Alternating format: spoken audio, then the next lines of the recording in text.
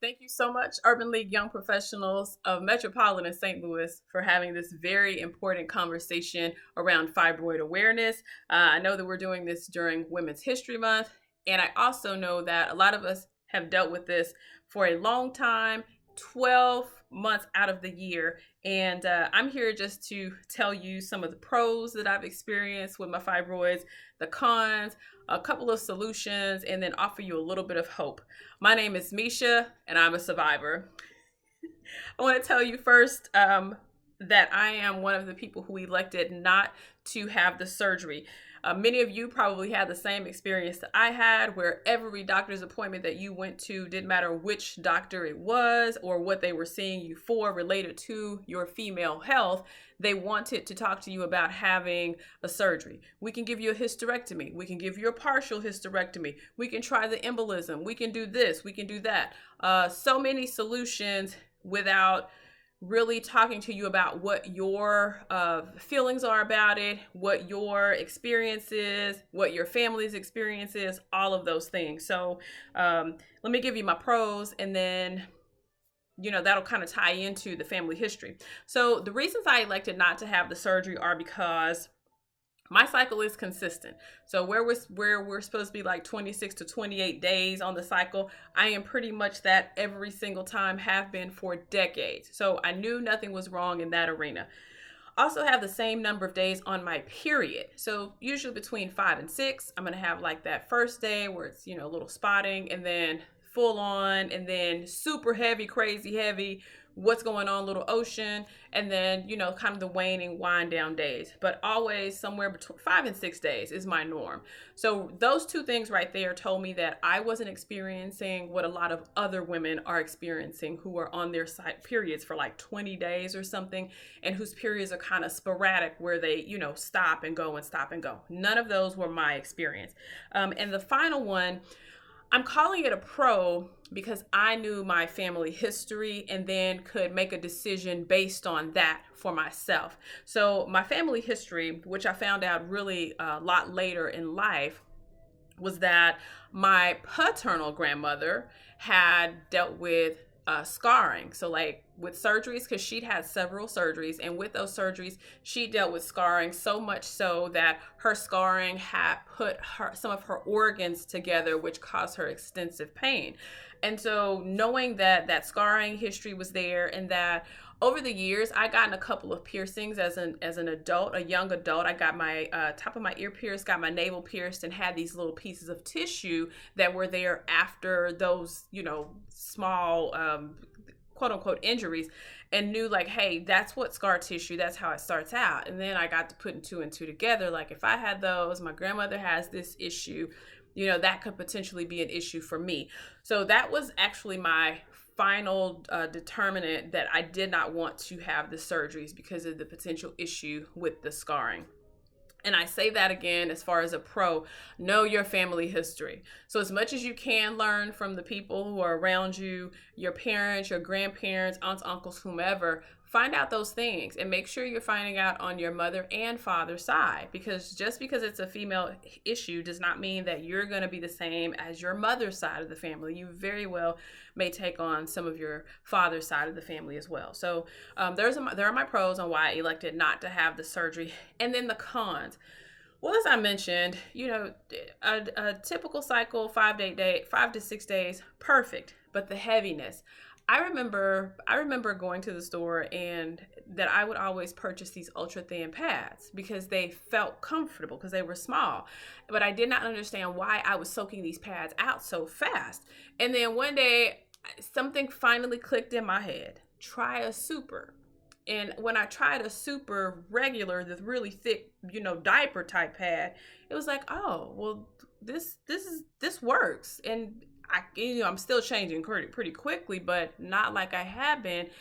And it dawned on me, a lot of times we don't have these conversations with anyone. I'm an introvert, love people, but very to myself. So I wasn't really talking with people about my cycle and how much of a cycle there was.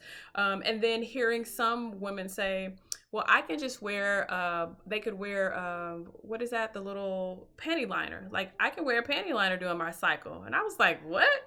Oh, during your regular cycle? like the middle of the cycle, a panty liner? No, it's not even possible, because what some people say they collect on a normal, 5-day period, that's like, I think they said a shot glass. Baby, that for me, that's a clot. That's one little that's one little clot for me. So the heaviness was an issue for me. Going and getting my blood work done, my numbers always come in low as far as anemia, which most of us probably have. And then, when they get specific, they talk about your hemoglobin. And I will say, for me, my numbers were so low at some point that it was like, hey, we need you to go to the ER right now to get a blood transfusion. And so for any of you ladies who are not going to get your numbers checked, please make sure that you are talking with a doctor on a regular basis about what your numbers are, because the scariest experience for me was I had been feeling like I couldn't move. It felt like I just needed to lay down in the bed. My arms were very heavy. There was a heaviness on my chest, again, like my body was just pushing me to lay down. Well, that was one of the times when I was critically low. I think my number, I don't remember what the number is supposed to be, but I think when they checked it, this number was like at a 2. And so the doctor was like, hey, you could stroke out on that. That could cause you, that blood loss. That means a loss of oxygen. That means your body isn't getting what it needs, and it could kill you.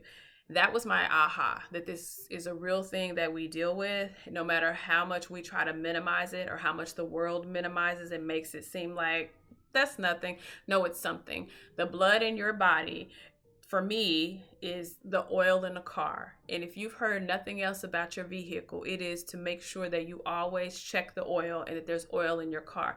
Because if your car does not have oil, what happens? Your motor shuts down.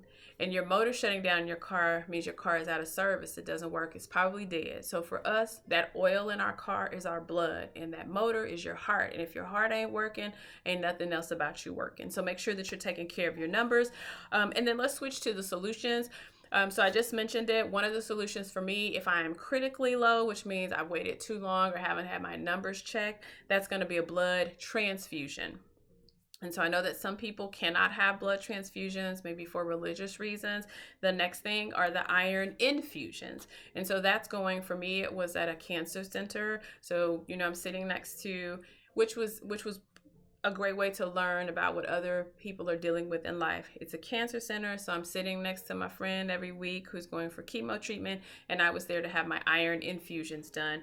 You can also talk with a doctor about supplements that you may be able to take for your iron, as well as changing your diet, and a naturopath, because it's perfectly fine to go to someone who knows about feminine health, who can help you with those things. And then I'll leave you guys with this. Just want to give you a bit of hope for any of you who may be trying to get pregnant and have tried for a long time, because I did for many years, and are feeling hopeless about that situation.